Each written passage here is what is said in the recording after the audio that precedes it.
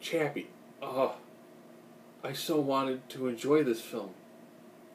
It's got a runtime of about 2 hours. You can watch about the first 40 minutes and the last 40 minutes. You really don't miss much in the middle. I thought this was going to be like a reinvention, kind of like a short circuit sort of movie, and it is kind of.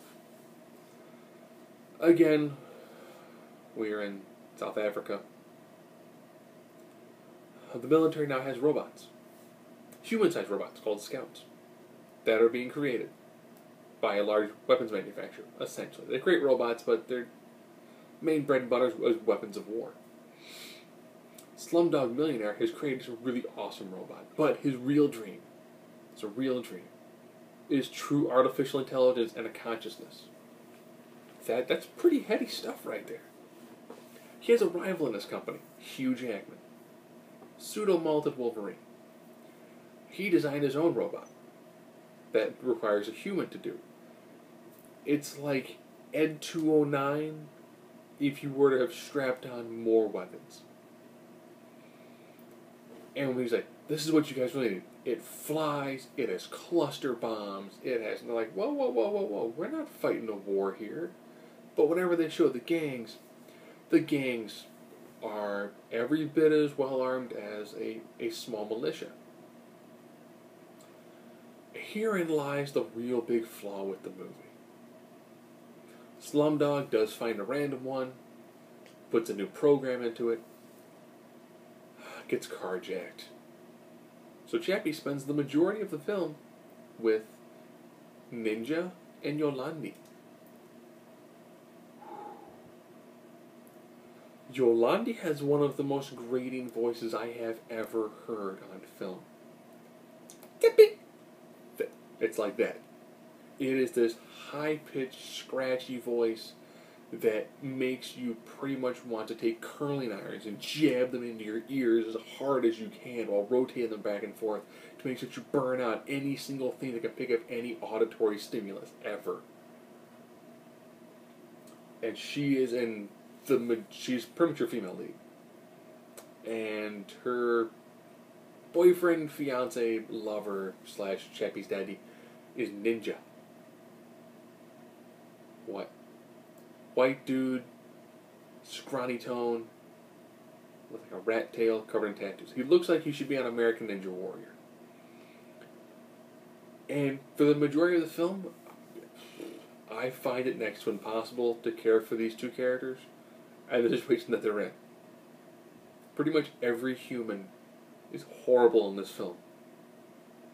Even Slumdog's like, you know what? If you want to paint, paint. Don't let him tell you can't do anything. If you want to be an artist, you be an artist.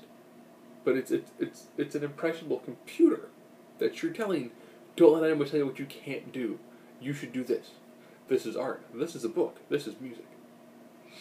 They do hit moments where they describe consciousness that is just mind-blowing. There are moments at the end of this film that are so beautifully done. But you have to sit through like an hour and 50 minutes to hit these moments where you're just like, this ending's fantastic. This ending is absolutely perfect. It's just on the wrong film. The descriptions of consciousness and the things they do in that realm, which has this really great like metaphysical feeling to them, are brilliant. There are moments in the beginning that you're like, this is good, I like where this is going. And at the end you're like, this is what Transcendence hoped they could have accomplished towards the end of the film.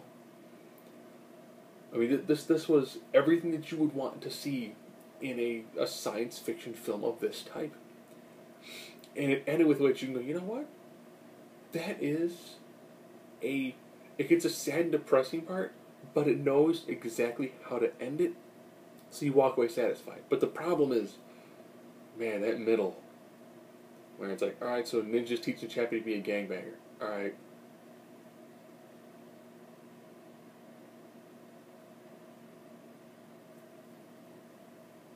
Still teaching him, alright. How much longer of this do we have? Alright. Slumdog's trying to teach him things. Like, here's art, here's a book, here's this, here's how the internet works, this, that, and the other thing. And then just like, alright, here's how you shoot a gun. You aim like this. It's the worst way to fire a gun, but it looks cool. But you fight a gun. I don't like guns. Guns bad. And that's one where you're kind of like, it's like, if you die at the end of the film, I'm not going to care, Ninja. I'm sorry. And then towards the end, it does hit moments where you're like, whoa, now we're in a bloodbath. Okay. But that middle portion just seems to drag on. This film would have been re-edited for like an hour and 45. Like hour 40, hour 45.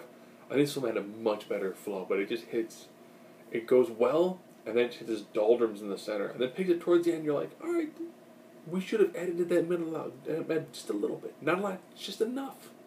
Just enough to get the big moments that you need, and the moments that you need to help build those big moments, but there's so much where it feels like there's just time filler. Beyond that, beginning, good. End, great. That middle is horrible.